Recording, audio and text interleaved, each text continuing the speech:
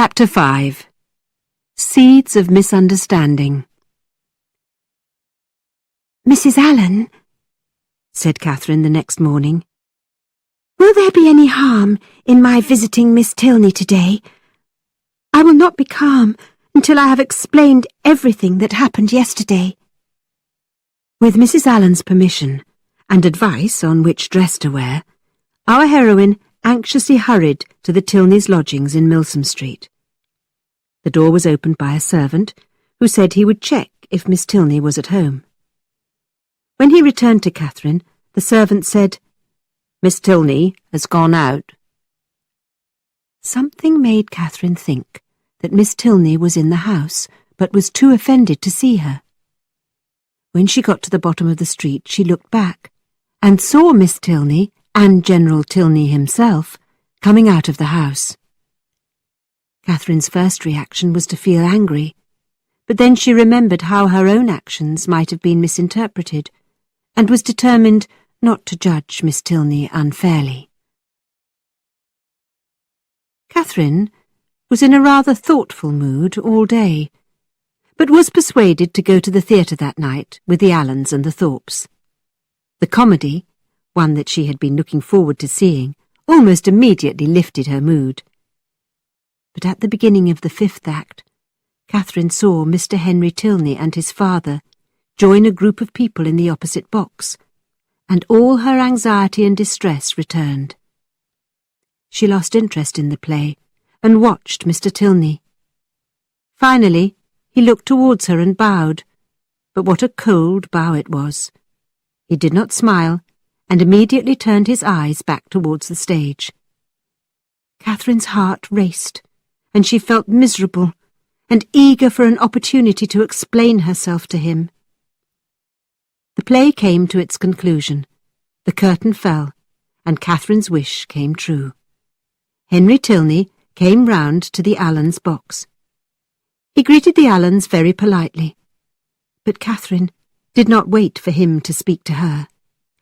"Oh, Mr. Tilney, I have been quite wild to speak to you, to make my apologies. You must have thought me so rude yesterday. But really, it was not my fault, was it, Mrs. Allen? Mr. John Thorpe told me that you and your sister had gone out in your carriage. What could I do? But I would have 10,000 times preferred to be with you, wouldn't I, Mrs. Allen?" "Yes, my dear, but calm down. You will damage my dress," said Mrs. Allen. "I begged Mr. Thorpe to stop his carriage and let me out when I saw you," Catherine rushed on, "but he would not even slow down. If he had, I would have jumped out of the carriage and run after you." No man could choose not to accept Catherine's sincere apology and explanation, and Henry Tilney smiled politely and told her that she must say no more about it. "My sister would also like to apologize to you, Miss Morland, for her own behaviour this morning," Mr. Tilney added. "That is not necessary. It is understandable that she did not want to see me after yesterday's disaster." "But Eleanor did not choose to ignore you. My father wanted her to accompany him on his walk. He is not a patient man, and told the servant to send you away, so I would like to apologize for her. And now, may I join you for a few minutes? What did you think of tonight's play?" Catherine chatted with Mr. Tilney for some time, and they made plans to take their country walk as soon as possible, which made Catherine believe that she was one of the happiest creatures in all the world. But a new mystery appeared while the two young people were together. Catherine observed with some surprise that John Thorpe was in the opposite box, talking to General Tilney and looking over at her from time to time. "Does Mr. Thorpe know your father well?" Catherine asked. "I did not know that they were acquaintances, but my father is a military man and has a wide circle of friends."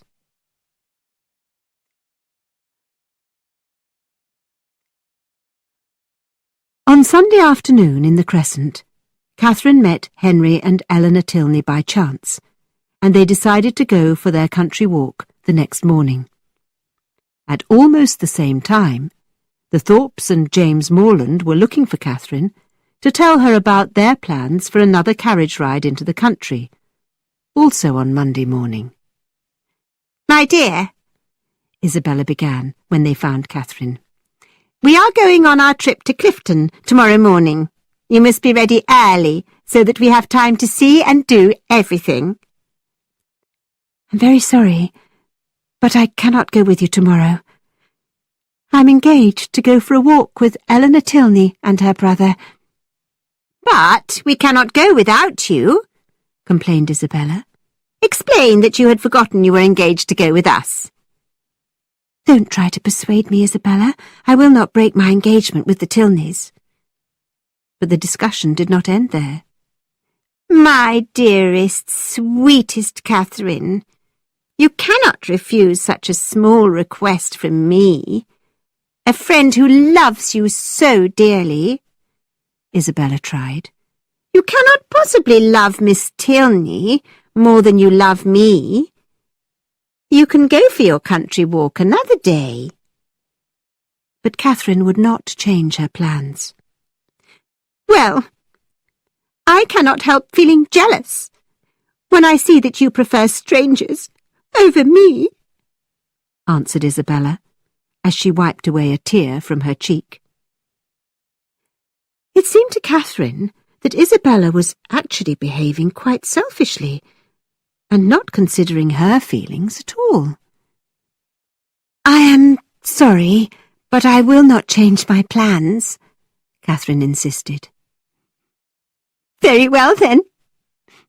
That is the end of our party tomorrow. If Catherine does not go, I cannot," said Isabella through her tears. "It would be very improper." "Why can't Mr. Thorpe invite one of his younger sisters? I imagine they would like to go for a carriage ride," suggested Catherine. Mr. Thorpe, who had left the group for a few minutes, heard this suggestion and shouted, "Thank you very much, but I did not come to Bath to drive those silly girls around.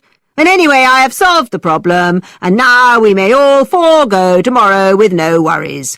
I have spoken to Miss Tilney and made your excuses. You can go out with them another day." "No! I cannot believe you would do such a thing," cried Catherine. "I have done it. I told her you had sent me to say that having just remembered a prior engagement of going to Clifton with us tomorrow, you could not walk with her until Tuesday. She said Tuesday was convenient for her, so there is an end to our argument. That was a good idea of mine, wasn't it?" "No, it was not. I must run after Miss Tilney and explain everything. You had no business inventing a message from me and trying to trick me into doing what I thought was wrong." As Catherine rushed off to find Miss Tilney, her mind was greatly troubled. She did not like disappointing and displeasing her brother and Isabella, but she would not break a promise that had already been made, and she would not fail to keep an engagement with Miss Tilney and her brother for the second time.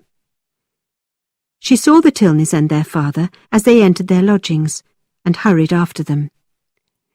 "Miss Tilney!" Catherine shouted. "I told them that I could not go with them. I ran here to explain everything to you." Although Catherine's speech was not completely clear, the Tilneys understood her, and everyone was on friendly terms again.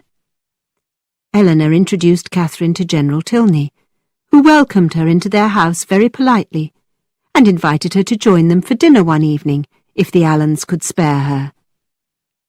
After sitting with the three of them for a quarter of an hour, General Tilney accompanied Catherine to the street, and said good-bye in the most graceful, friendly manner.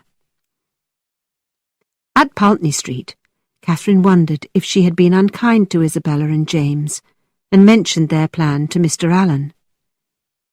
"Were you thinking of going with them?" asked Mr. Allen. "No, sir.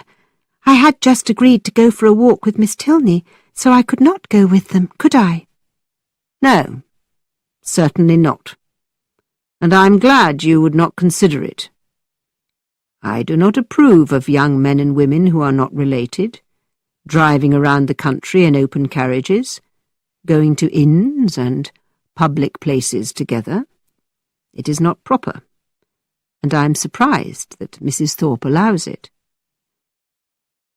I wish Mrs. Allen had stopped me on the other occasion, said Catherine quietly.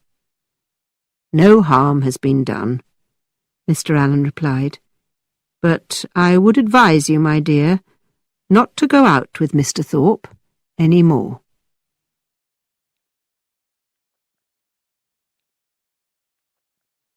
Monday dawned clear and bright, and Catherine was rewarded with a perfect walk in the country with the pleasantest companions, Eleanor and Henry Tilney.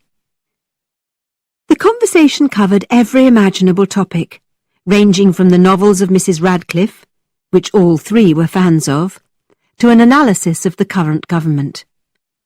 Catherine listened with great attention after the talk moved away from the Gothic novels that she loved so much. She was very impressed with how much both Eleanor and Henry knew about history, art, nature, and even politics. You may remember that she had never been a very willing student, and this fact actually made her very good company for such clever conversationalists as the Tilneys. Obvious admiration for a young man's superior knowledge is always a great advantage in an attractive young woman.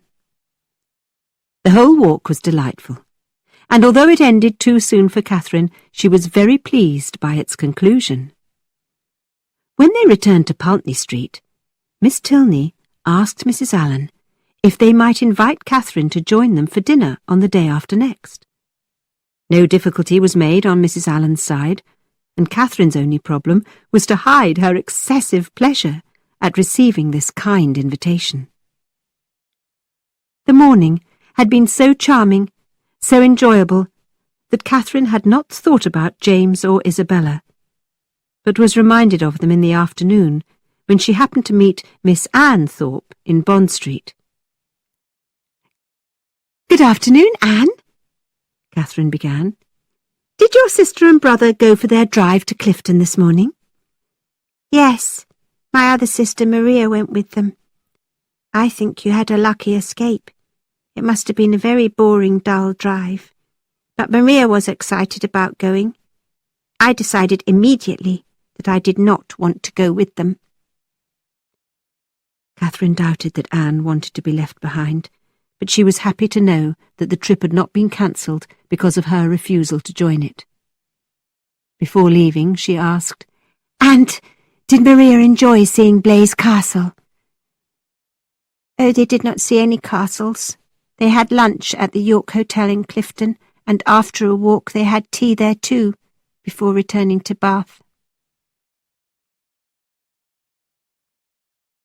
The next morning, Catherine hurried to the Thorpes' lodgings, wanting to be certain that she was on good terms with Isabella again. But Isabella seemed to have forgotten that there had been any disagreement between them, as she rushed into the sitting-room to greet her dear friend. "Darling Catherine, from the beginning, you understood more about me than I understood about myself. You have seen through everything." Catherine could not reply, because she did not understand what Isabella was talking about. "My sweetest, my most precious friend," continued the older girl. "You can see that I am amazingly excited. Let us sit down and talk about what you have already guessed, you clever creature. Your brother is the most charming man on earth. I only wish that I deserved him. But what do you think your excellent father and mother will say when he speaks to them? Oh, I am so worried that they will not accept me for their dear son." Finally, Catherine began to understand what Isabella was talking about. "Isabella, are you telling me that you and James are in love?" And soon Catherine had heard the whole story. The young couple had spoken of their love for each other during yesterday's carriage ride. Now Catherine was thrilled to think that her dear friend Isabella would one day be her sister-in-law. Catherine, you will mean so much more to me than either Anne or Maria. I feel that I will be much more attached to the Morland family than to my own, Isabella insisted. This idea astonished Catherine, and she honestly thought it was inappropriate. But she was delighted to hear Isabella's story of how the engagement had happened. I remember the first time I met your dear brother, continued Isabella. With me, the first moment settles everything. When he visited us in London, I lost my heart to him immediately. I remember I was wearing my yellow silk dress, and when I came into the sitting room, I thought I had never seen anybody so handsome as dear James. Here, Catherine secretly thought about the power of love, because although she was very fond of her brother, she had never once thought that he was handsome. Catherine, your brother caused me many sleepless nights. I was sure he would fall in love with someone else. He is such a wonderful man. I knew you understood what was in my heart, especially when I told you that I had a particular liking for clergymen. I was sure that my secret would be safe with you. Once again, Catherine was surprised by what Isabella thought she knew. But she saw no reason to change her friend's mind about the situation. She learned that her brother was already on his way to Fullerton to ask for his parents' permission to become engaged to Miss Isabella Thorpe. Will they accept me, dear Catherine? My fortune is very small, and your brother could marry anyone he chose. Again, Catherine thought about the strength of love, and said, Isabella, you're too humble. The difference between your fortunes will not affect anything. Catherine, not everyone would have such a generous heart as yours. I just wish that the situations were reversed. If I had command of millions and ruled the world, your brother would be my only choice. I need very little in life, and where people are attached by love, poverty itself is not a problem. Catherine liked this idea. It sounded like something from one of her novels. I will not think of a wedding, or a house, or anything of that sort until we have your father's answer, continued Isabella. Your dear brother said that he will send me news tomorrow, but I know I will not have courage enough to open his letter. The two friends spent every moment together that day and the next, talking of nothing except how happy they would be as sisters. Finally, after much anxiety, the post was delivered on the second day, and Isabella opened her letter from Fullerton. James wrote, I have gained the approval of my kind parents, and they promise that everything in their power will be done to guarantee my happiness. The brightest look spread across Isabella's face, and she said that she was the happiest woman on earth. The entire Thorpe family were now very happy, and wanted to hear about the details of Mr. Morland's promise. What would his income be? Would he be given property by his family? What kind of ring would Isabella receive? What would their carriage and their house be like? Where would they live? Mr. John Thorpe had business in London, and now that Isabella had her letter, he prepared to depart. Well, Miss Morland, he said, finding Catherine alone in the sitting-room. I have come to say goodbye for the present time. Goodbye, sir. I hope you have a safe journey. What do you think of this marrying idea, Miss Morland? I am sure marriage is a very good thing, replied Catherine. Do you? I am glad you are not an enemy to marriage. By the way, do you know that old song that says, "One wedding brings another"? Perhaps we may find out if that old song has some truth in it at Isabella's wedding. May we? Asked Catherine, feeling quite confused. But I never sing, so I would not know. Well, I wish you a good journey. I dine with Miss Tilney today, so I must rush home. Don't hurry away. I will be gone from Bath for a fortnight, and it will seem a long time. When will we be together again? Well, we will see you when you return.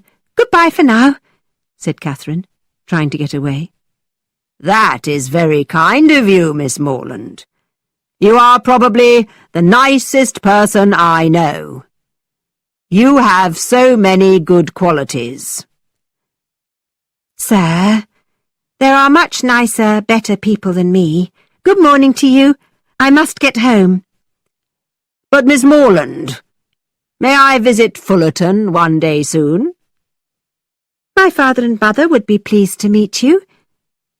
And I hope, Miss Morland, that you would be pleased to see me there. It is always nice to have company at our house. I agree with you. Give me some cheerful company and I'm very happy. I believe you and I agree about most things. That idea has never occurred to me, said Catherine. In fact, I do not know my own mind about most things. I am the same, cried Mr. Thorpe. I have a simple idea about most things.